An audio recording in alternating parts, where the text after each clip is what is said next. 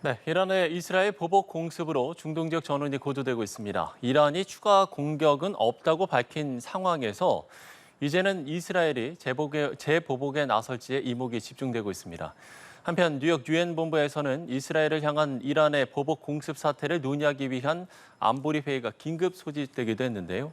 중동 상황 전문가와 함께 전망해 보겠습니다. 성일광 고려대 중동 이슬람센터 연구실장 나오셨습니다. 실장님 안녕하십니까? 안녕하십니까? 네. 자, 일단 이란이 확전을 원하지 않는다라는 점을 확실히 했습니다. 그러니까 이스라엘의 대응이 없다면 추가 공격은 없다라는 뜻인데 그러면 결국에는 키는 이스라엘의 선택에 달린 겁니까? 그렇습니다. 향후 중동 정세의 열쇠는 이스라엘이 쥐고 있다. 네. 사실상 이스라엘은 초기에는 이란이 이스라엘을 공격한 초기에는 반드시 대응하겠다고 천명을 했고요. 예, 그런 예. 의지를 강력하게 피력을 했지만 네타냐후 총리가 바이든 대통령과 전화 통화를 한 이후에 바이든 대통령이 설득을 했고 예, 예. 이렇게 피해가 교미한 상황에서 다시 이란을 공격해서 중동 지역 전체를 불안하게 만들 필요가 있겠는가. 그래서 네타냐후 총리는 아마 바이든 대통령의 그런 제안을 받아들인 것 같고요. 예. 그래서 일단 한 발짝 물러선 거는 맞는데 향후에도 이스라엘이 이란에 대한 보복 공격을 완전히 하지 않겠다. 전혀 하지 않겠다고 말을 하지 않았기 때문에 예, 예, 예. 그 시점이 언제 될지는 아무도 알 수 없습니다. 그러나 이스라엘이 계속해서 지금 안보 내각이 회의를 하고 있고 안보 내각 내에서도 이제 의견이 갈리고 있습니다만 강경파들은 반드시 보복을 해야 된다. 예, 예. 온건파는 이렇게 이제 경미한 피해를 입었는데 굳이 우리가 공격을 해서 다시 중동 지역을 불안하게 할 필요가 있는가? 더군다나 이스라엘이 지금 가자 지구 전쟁을 하고 있고 그 다음에 북쪽에서 헤즈볼라와 저강도 전쟁을 하고 있는 상황에서 이렇게 또 하나의 전선을 넓힐 필요가 있겠는가라는 이제 의견이 갈리고 있는 것이죠. 예. 이스라엘 내에서도 지금 강경파와 온건파가 서로 입장이 갈리고 있는 상황이고 그렇기 때문에 관련 보도들도 지금 좀 전망이 엇갈리고 있는 것 같습니다.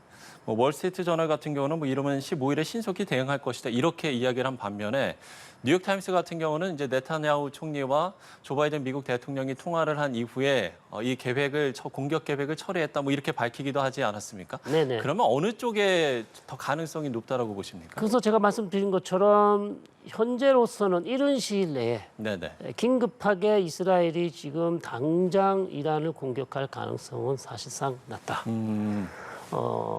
그것이 이제 지금 네타냐후 총리의 입장이고 특히 이제 공격을 하더라도 이스라엘은 좀 국제사회의 지지를 더 얻겠다. 예, 정당성을 더 얻겠다.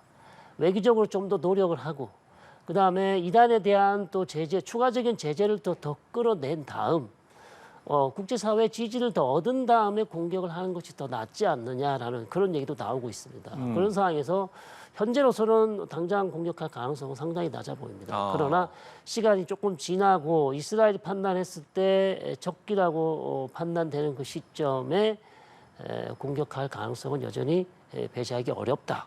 이렇게 말씀드릴 수 있습니다. 예, 그렇군요. 이스라엘 내부에서 지금 네타냐후 이스라엘 총리의 입지가 상당히 좀 좁은 상황입니까? 입지가 거의 바닥이죠. 네. 그렇기 때문에 지금 이스라엘 내에서 이렇게 재보복을 해야 한다는 의견이 적지 않은 상황을 그냥 넘기기는 어렵다. 네네.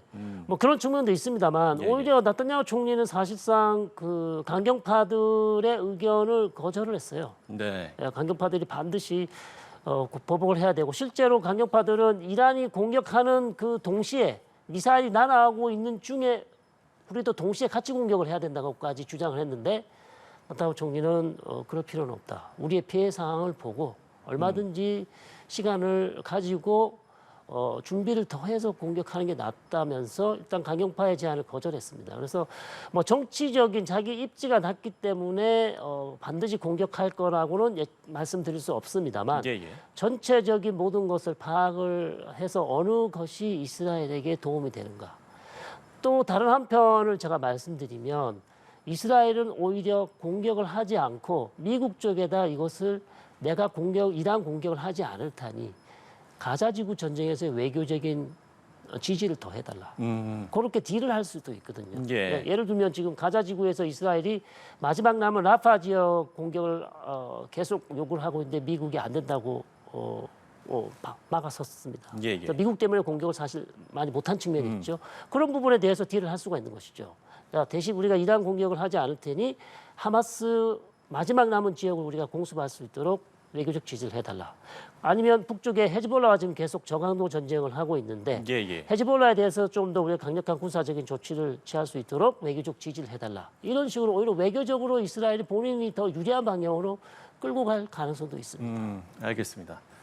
자, 이란의 공습 상황도 저희가 다시 한번 좀 돌이켜 보면 이번 이제 이스라엘의 그 방어 체계인 아이언돔이 이란의 공습을 효과적으로 막을 수 있었다 이렇게 평가가 나오고 있는데요. 사실 지난해 이제 10월에 팔레스타인 무장 세력 하마스의 기습 공격 당시에는 이게 이제 제대로 작동되지 않지 않았습니까? 네. 하마스와 전쟁 초기 당시 이제 아이언돔 즉 적어도 방공망이죠. 네. 제일 낮은 수준의 고도가 제일 낮은 수준의 미사일이나 로켓을 막을 수 있는 것인데 당시에는 갑자기 이 하마스가 많은 로켓을 쏴버리면 예. 이 아이언돔 시스템에 과부하가 걸리기 때문에 그러니까 쉽게 얘기하면 무력화시킨 거군요. 그렇죠. 작동에 문제가 생기는 거죠. 너무 네. 많은 로켓이 갑자기 쏘아버리게 되면 다 요격할 수는 없거든요. 그런 상황에서 이제 좀 과부하가 걸렸던 것이고 이번에 이스라엘이 성공할 수 있었던 것은 이스라엘은 저고도, 그다음에 중고도, 고고도 세 개의 방공 체계 시스템이 있습니다. 제일 낮은 것이 아이언돔이고요. 예. 그보다 조금 더 높은 고도가 높은 것은 다윗의 불매라는 또 데이빗 슬링이라는 또 방공망 미사일이 있고 예. 제일 높은 것은 또 에로 2, 그다음에 에로 3까지 있습니다. 그래서 예. 이 세 개 정도의 수준의 아주 훌륭한 방공망을 갖고 있었고요. 흥미로운 것은 이스라엘 혼자만 지금 이란의 탄도미사일이나 드론이나 순항미사일 요격한 게 아니고요. 미국과 영국과 프랑스와 요르단이 다 같이 합동으로 방공망 체계를 아주 조밀조밀하게 만들어서 이란의 공격을 막았다는 것이죠. 예, 알겠습니다. 자, 만약에 이스라엘의 선택에 따라서 이란에 이제 대응을 하게 된다면 그러면 그 강도라든지 방식은 어떻게 될 것 같습니까? 그렇습니다. 정말 예측하기 어려운데요. 그렇죠. 물론 이스라엘은 일단 민간인 피해를 최소화할 것이다. 네. 민간인 피해가 많이 나면 이스라엘로서도 국제사회에서 규탄을 또 비난을 받을 것이기 때문에 전혀 뭐 그럴 필요가 없는 것이고요. 실제로 또 이스라엘도 민간인 피해가 거의 없지 않았습니까? 그럴 것이고 그러면 남아있는 이스라엘의 목표물은 역시 군사기지, 뭐 드론 군사기지라든지 이런 군사기지 위주로 이스라엘이 공격할 가능성이 높고 그다음에 가장 중요한 것은 이란이 가장 두려워하는 것은 사실상 이란의 핵시설을 공격하는 것이죠. 네. 예, 이란이 지금 사실상 몇 달 정도만 원심 분리기를 돌리면 마음만 먹으면 핵 탄두를 만들 수 있는 핵 문턱 국가거든요. 네. 예, 그런 측면에서 이스라엘이 이번 기회를 이란을 공격할 기회를 노려서 핵 시설을 공격할 가능성도 있지 않을까 그렇게 보고 있습니다. 예. 지금 이제 이번 사태를 우려하는 입장에서는 이번 사태가 이제 5차 중동 전쟁으로까지 확산하는 게 아니냐 이 부분인 것 같습니다. 네. 이런 가능성은 있다고 보십니까? 여전히 배제할 수 없죠. 만약에 이스라엘이 이란에 대한 보복 공격을 정말 하지 않는다면 예. 사실상 5차 중동 전쟁 가능성은 없습니다. 왜냐하면 이란이 충분히 설명했고요. 이제 우리의 공격은 끝났다. 공은 이스라엘에 있다. 이스라엘이 만약 우리를 다시 보복 공격한다면 우리 역시 재차 이스라엘을 더 강하게 공격할 것이다. 이렇게 천명을 했기 때문에 예. 이스라엘의 공격이 없다면 5차 중동 전쟁 가능성은 낮아지지만 이스라엘이 여전히 그럴 가능성을 배제하지 않고 있기 때문에 그 시점이 언제가 될지 모르겠지만 이스라엘이 공격을 한다면 당연히 이란에 또 재차 이스라엘에 대한 공격이 예상되는 만큼 여전히 이제 불안 요소로 남아 있다. 이렇게 볼 수 있는 것이죠.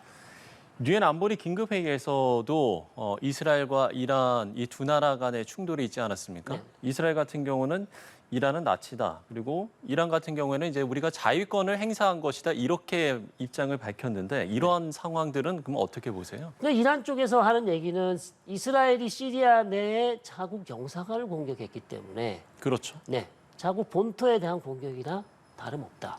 그렇기 때문에 우리는 자위권 발동을 한다. 유엔 헌장 51조 자위권 조항을 들어서 결국 자기 본토에 대한 공격을 받은 어떤 국가는 유엔 안전보장 유엔에서 어떤 이 문제를 해결하기 전까지 무력을 사용할 권리가 있는 겁니다. 그래서 이란 쪽에서 하는 얘기는 유엔에서 이 문제를 해결해 주지 않지 않냐. 예. 그러니까 우리가 공격을 받았는데 유엔에서 이스라엘을 규탄하지도 않았고 아무런 조치를 취하지 않았다. 그러므로 우리는 자유권을 행사할 수밖에 없었다. 그래서 이스라엘을 공격을 했다는 것이고요. 이스라엘은 또 반대로 우리가 공격을 받았기 때문에 또 우리는 우리 자유권이 있다. 그래서 차후에 이란을 공격할 명분을 또 거기서 찾는 것이죠. 예. 지금 이제 국제사회에서도 계속해서 규탄을 하고 있습니다만 우크라이나전도 장기전이 되어가고 있고 또 이스라엘 하마스 전쟁 또한 지금 6개월 정도가 지나지 않았습니까? 만약에 이런 상황에서 이란과 이스라엘의 전쟁이 시작이 된다면 국제사회로서도 글쎄요 해결할 여력이 없는 거 아닙니까? 상당히 이제 피로감이 올 수밖에 없죠. 지금 우크라이나 전쟁도 계속되고 있고 예. 가자 전쟁이 말씀해 주신 것처럼 6개월이 넘어섰고 그러니까요. 예, 거기에다가 지금 전쟁 끝날 기미는 보이지 않은 상황에서 다시 하나의 큰 전선이 형성이 돼서 이스라엘과 이란 간의 어떤 무력 충돌이 또 계속된다면 국제사회가 사실상 어떻게 보면 정말 힘든 상황으로 빠져드는 것이고 예. 그냥 이스라엘과 이란 간의 전쟁으로 끝날 것 같으면 또 다른 얘기지만 이스라엘과 이란 간의 무력 충돌이 심화되면 결국 미국이 이스라엘을 돕기 위해서 어쩔 수 없이 또 개입할 수밖에 없는 그런 상황이 또 올 수도 있단 말이죠. 그렇게 되면 결국 이란하고 미국이 무력 충돌할 수밖에 없는 상황까지 갈 수 있다. 최악의 네. 경우죠. 그렇게 된다면 사실상 중동 지역의 이 악재가 전 세계의 어떤 경제에 미칠 악영향은 상상하기 싫을 정도입니다. 그래서 그렇게 되면 유가도 많이 뛸 것이고 가스값도 많이 뛸 것이고 여러 가지 이제 중동발 악재가 발생하게 되겠죠. 예. 자, 끝으로 가자 전쟁 상황을 저희가 좀 짚어봤으면 좋겠는데 앞서 이제 이번 이란 사태를 두고 미국과 이스라엘이 이제 딜을 할 것이다 이렇게도 전망을 해주시지 않으셨습니까? 네네. 글쎄요. 그러면 이스라엘과 이란 간의 분쟁이 가자 지구 전쟁에도 영향을 미칠 거라고 보십니까? 오히려 이제 원래는 이제 전쟁이 즉 이란이 공격하기 전까지는 이스라엘이 상당히 불리했지만 네.